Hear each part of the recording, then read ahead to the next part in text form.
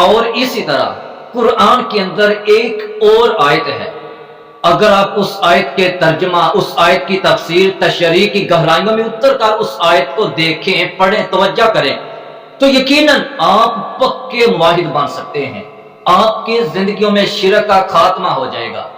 اور وہ آیت آیت الکرسی سورۃ البقرہ کی 255 نمبر آیت ہے۔ اس آیت کے اندر اللہ ذوالجلال کی ہیبت، اللہ ذوالجلال کی قدرت، اللہ کا جلال، اور اسی طرح اللہ ذوالجلال کی وسعت، اللہ کا علم، اللہ کی کبریائی، بڑائی، یکتائی، شہنشاہی، بادشاہی، حاجت روائی، مشکل کشائی، خدائی، تنہائی، یکتائی، وڈیائی، اللہ ذوالجلال کی توحید، تحمید، تقدیس ایسے بیان کی گئی ہے۔ اللہ ذوالجلال کی اس آیت مبارکہ میں ایسی معرفت ملتی ہے، ایسی معرفت بیان کی گئی ہے کہ جس کی نظیر نہیں ملتی۔ اور اس آیت مبارکہ کی عظمت یہ ہے کہ یہ آیت جہاں اللہ ذوالجلال کی تحمید و تقدیس کو بیان کرتی ہے، وہاں یہ آیت شرک کی تمام جڑوں کو کاٹ کر رکھ دیتی ہے۔ اب شروع میں اللہ ذوالجلال فرماتے ہیں کہ میرے سوا کوئی معبود نہیں، اللہ لا الہ الا ہو، اللہ کی ذات باری تعالیٰ کے سوا کوئی معبود نہیں۔ اس کائنات کا، اس دنیا کائنات کا صرف ایک ہی معبود ہے، اور وہ معبود اللہ کی ذات باری تعالیٰ ہے۔ اور اس کی دلیل کے لیے اللہ ذوالجلال نے آگے دو باتیں، دو صفات ارشاد فرمائی ہیں۔ پہلی بات یہ فرمائی کہ الحی، وہ معبود زندہ رہنے والا ہے، اور دوسری بات دلیل یہ فرمائی القیوم، وہ معبود قائم رہنے والا ہے۔ اب دیکھیں کہ اللہ کی ذات باری تعالی صرف ایک ہی ذات ہے کہ جو ازل سے لے کر اب تک ہمیشہ ہمیش کے لیے زندہ بھی ہے اور قائم رہنے والا بھی ہے۔ اب اس صفات پر، ان صفات پر اس دنیا کے جتنے بھی جھوٹے معبودان لوگوں نے بنا رکھے ہیں، ان کی الوہیت کو، ان معبودوں کو ان صفات پر پرکھا جائے تو ان کی الوہیت باطل قرار پاتی ہے، کیونکہ ان کے اندر یہ صفات موجود نہیں۔ نہ تو وہ ہمیشہ ہمیش کے لیے زندہ ہیں اور نہ وہ قائم رہنے والے ہیں۔ اور وہ معبود ذات چاہے نباتات سے تعلق رکھتے ہوں، جمادات سے تعلق رکھتے ہوں، کسی بھی مخلوق سے تعلق رکھتے ہوں، اس دنیا کائنات کی ہر چیز کو مرنا ہے، ہر چیز کو فنا ہونا ہے۔ صرف ایک اللہ کی ذات ہے کہ جس ذات کو بقا حاصل ہے، صرف وہی ذات باقی رہنے والی ہے، اور وہ ذات ازل سے ابد، شروع سے آخر زندہ ہے اور ہمیشہ قائم رہنے والی ذات ہے۔ اب یہ باتیں بیان کرنے کے بعد اللہ آگے کیا بیان کرتے ہیں؟ فرماتے ہیں لا تأخذہ سنۃ ولا نوم، کہ اس معبود کو نہ تو اونگ آتی ہے اور نہ نیند آتی ہے۔ اب آپ یہ جو اونگ اور نیند، ان دونوں صفات کو دیکھیں، یہ بھی دونوں صفات کسی معبود میں نہیں پائی جاتی، کیونکہ آپ کو پتا ہے کہ ہر جاندار چیز کو ایک نہ ایک دن موت ضرور آئے گی، اور نیند کو حدیث کے اندر موت کی بہن کہا گیا ہے، کہ جب ایک جاندار چیز، کوئی بھی مخلوق، انسان ہو، جانور ہو، کوئی بھی ہو مخلوق، جب وہ کام کرتے کرتے تھک جاتی ہے تو پھر اس کو نیند آتی ہے، اور جو نیند آتی ہے اس وقت یہ انسان، یہ چیزیں، یہ جاندار مخلوقات بے ہوش ہو جاتی ہیں اور ان کے اندر موت کے آثار بھی پائے جاتے ہیں۔ تو اللہ کی ذات باری تعالیٰ ان چیزوں سے بھی پاک ہے کہ نہ اس ذات کو اونگ آتی ہے اور نہ نیند آتی ہے۔ اگر اللہ ذوالجلال کو نیند آ جائے، اونگ آ جائے، تو اس کائنات کا نظام درہم برہم ہو جائے گا، آن اس کائنات کا نظام تباہ ہو جائے گا، اور وہ اللہ کی ذات باری تعالیٰ ہر وقت قائم ہے، ہر وقت نگہبان ہے، اس کائنات کو دیکھ رہے ہیں۔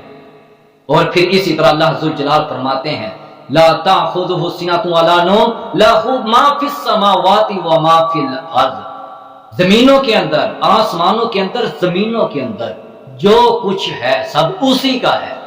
اور آپ دیکھیں کہ جو چیز کسی کے مملوک میں ہو تو وہ کیسے الہ ہو سکتی ہے؟ پہلی تو اللہ ذوالجلال نے یہ صفات بیان فرمائی ہیں کہ وہ زندہ ہے ہمیشہ ہمیش کے لیے، اور وہی ذات قائم رہنے والی ہے، پھر اس ذات کو نہ اونگ آتی ہے، پھر نہ نیند آتی ہے۔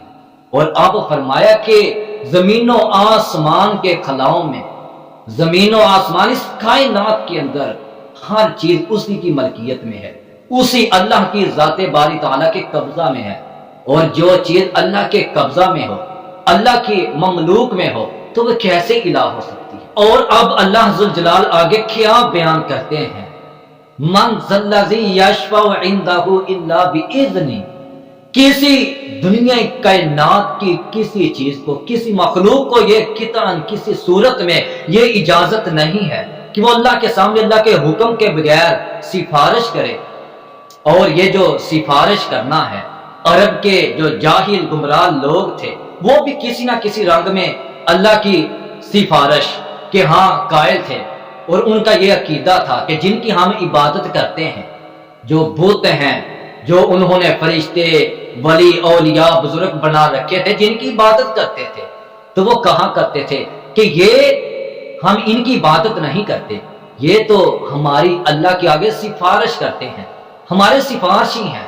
اللہ فرماتے ہیں الا باذن، اس کے حکم کے بغیر کسی کو یہ اجازت نہیں ہے، کسی کو یہ جرأت نہیں ہے کہ وہ اللہ کی ذات باری تعالیٰ سے سفارش کرے۔ آپ کو پتہ ہے قیامت کے روز اللہ ذوالجلال جب محشر کا میدان لگائیں گے، قیامت کے دن جب اللہ ذوالجلال عدالت لگائیں گے، قیامت جب برپا ہوگی، تو جھنڈ کے جھنڈ بڑی بڑے قومیں، بڑے بڑے گروہ جو پیغمبروں کے پاس جائیں گے، سب سے پہلے حضرت آدم علیہ السلام کے پاس، پھر وہ بھی اللہ کی ذات کے سامنے سفارش کرنے سے انکار کر دیں گے، وہ بھی اپنی غلطی یاد کریں گے اور کہیں گے جاؤ نوح علیہ السلام کے پاس چلے جاؤ، شاید کہ وہ اللہ کے سامنے سفارش کریں۔ لوگ نوح علیہ السلام کے پاس جائیں گے، جا کے کہیں گے آپ تو اللہ کے بڑے پیغمبر ہیں، سب سے پہلے پیغمبر ہیں، شاید کہ اللہ ذوالجلال آج آپ کی بات مان لیں، آج آپ کی سفارش قبول کر لیں۔ وہ بھی جواب دے دیں۔ اور اسی طرح ابراہیم علیہ السلام، موسیٰ علیہ السلام، حضرت عیسیٰ علیہ السلام کتنے پیغمبروں کے پاس جائیں گے، اور کسی کو یہ جرأت نہیں ملے گی کہ وہ اللہ کے سامنے سفارش کریں۔ ہر کوئی یہی جواب دے گا کہ مجھے اپنی فکر ہے، جاؤ کسی اور کے پاس۔ اور کہتے کہتے کہتے یہ لوگ پھر محمد صلی اللہ علیہ وآلہ وسلم کے پاس آ جائیں گے، اور جب آئیں گے تو اللہ کے نبی صلی اللہ علیہ وسلم اللہ ذوالجلال سے اجازت طلب کریں گے، اجازت مل جائے گی۔ اللہ کے نبی صلی اللہ علیہ وسلم سجدہ میں گر جائیں گے اور اپنے رب کو یاد کریں گے۔ اللہ پھر کہیں گے اے محمد سر اٹھاؤ، کیا چاہتے ہو؟ اور کیا پتا چلا کہ اللہ کی ذات باری تعالیٰ کے سامنے کسی کو اللہ کے حکم کے بغیر سفارش کرنے کی اجازت نہیں۔ کیا پتا چلا کہ قیامت کا دن اتنا دردناک، اتنا ہولناک ہوگا کہ بڑے بڑے انبیاء کرام علیہ السلام کو بھی یہ جرأت نہیں ملے گی کہ وہ اللہ کے حضور سفارش کریں۔ لوگ بڑے بڑے پیغمبروں سے بے امید ہو کر آخرکار نبی اکرم صلی اللہ علیہ وسلم کے پاس آئیں گے، اور اللہ کے حضور صلی اللہ علیہ وسلم اللہ سے اجازت مانگیں گے، اجازت ملے گی۔ اللہ کے نبی صلی اللہ علیہ وسلم جیسے ہی اپنے رب کو دیکھیں گے سجدہ میں گر جائیں گے، پھر اللہ کہیں گے یا محمد ارفع، اپنا سر اٹھاؤ، کیا بات ہے، کیا مسئلہ؟ اللہ کے رسول صلی اللہ علیہ وسلم اپنا سر اٹھائیں گے، کہیں گے ربی امتی، ہے میرے رب میری امت کو معاف کر دے، اے اللہ میری امت کو معاف کر دے۔ بڑے بڑے پیغمبر ہاتھ جوڑ لیں گے، بڑے بڑے پیغمبر جو ہاتھ جوڑ لیں گے اور اللہ کے سامنے سفارش کرنے کی جرأت نہیں کریں گے۔ اتنا ہولناک قیامت کا منظر، قیامت کا دن۔ آج تو کتنے لوگ ہیں کہ جنہوں نے اپنے مریضوں کو بخشانے کے ٹھیکے لیے، بڑے بڑے مریض ہیں، بڑے لوگ ہیں کہ جن لوگوں نے دنیا اور آخرت کی تمام کامیابیوں کا ذمہ دار اپنے پیروں کو بنا رکھا ہے۔ اور ان لوگوں کو اللہ سے ڈرنا چاہیے، ان لوگوں کو اللہ سے ڈر کر سچی توبہ کرنی چاہیے کہ قیامت کے دن کسی کی سفارش نہیں کام آئے گی۔ آگے اللہ ذوالجلال فرماتے ہیں یعلم ما بین ایدیہم وما خلفہم، اللہ کی ذات جو تمہاری آنکھوں کے سامنے ہے اور جو تمہاری آنکھوں سے اوجھل ہے، اللہ کو سب معلوم ہے۔ اگلے پچھلے ماضی اور مستقبل کے حالات سے اللہ ذوالجلال کی ذات واقف ہے، اللہ سب کچھ جانتے ہیں۔ اور آگے فرمایا وَلَا يُحِيطُونَ بِشَيْءٍ مِّنْ عِلْمِهِ إِلَّا بِمَا شَاءَ۔ قسم کبھی غور کریں تو یقیناً اس آیت میں اللہ ذوالجلال نے اپنی توحید کے موتی پرو دیے۔ کاش کہ یہ میری باتیں تیرے دل میں اتر جائیں۔ فرمایا کہ کوئی چیز اس دنیا کائنات کی کوئی چیز اللہ کے علم کی وسعت کا احاطہ نہیں کر سکتی۔ یہ لوگ اللہ کے علم میں کسی چیز کا بھی ادراک نہیں کر سکتے مگر جتنا وہ چاہے، کیونکہ یہ کائنات اور اس کائنات کی وسعت لامحدود ہے، بہت بڑی کائنات ہے، اور اس کائنات کی وسعت کا احاطہ کرنا اس انسان کی بساط سے باہر ہے۔ یہ انسان طاقتور سے طاقتور بڑی بڑی دوربینیں لے آئے، اس کائنات کی وسعت کو دیکھنا شروع کر دے۔ اس کائنات کی وسعت اس انسان کی عقل، اس انسان کی حیرانگی میں مزید اضافہ کرتی چلے جائے۔ اتنی وسعت ہے اس کائنات کی، اتنی بڑی یہ کائنات ہے، اور اس کائنات کا علم، اس کائنات کے علم کا احاطہ کرنا پھر کیسے ممکن ہو سکتا ہے کہ یہ انسان اس کائنات کے علم کا احاطہ کرے، اس کائنات کو سمجھے، اس کائنات کا علم لے۔ یہ انسان کی بساط سے باہر ہے۔ اللہ ذوالجلال اپنے بندوں کو، صرف ہم کو اتنا ہی علم معلوم ہے کہ جتنا اللہ ذوالجلال نے اپنے انبیاء علیہ السلام کو وحی کے ذریعے بتلایا، اور یا جو علم ہم چیزوں کے تجربوں سے سیکھتے ہیں، صرف یہی علم ہم کو پتا ہے کہ جتنا علم اللہ ذوالجلال نے ہم کو بتلایا ہے۔ ہمارے ذہنوں میں، ہماری عقلوں میں جتنا علم ہے، صرف یہ اس اللہ ذوالجلال کی عطا کر، اور یہ علم ایسے ہے کہ جیسے یہ ہمارا علم ایسے ہے کہ جیسے سمندر میں ایک بوند ہوتی ہے۔ اور پھر آگے اللہ فرماتے ہیں وَاسِعَ كُرْسِيُّهُ السَّمَاوَاتِ وَالْأَرْضِ، اس کی کرسی اتنی وسیع ہے کہ زمینوں آسمانوں کو، اس کائنات کو ڈانپ رکھا ہے۔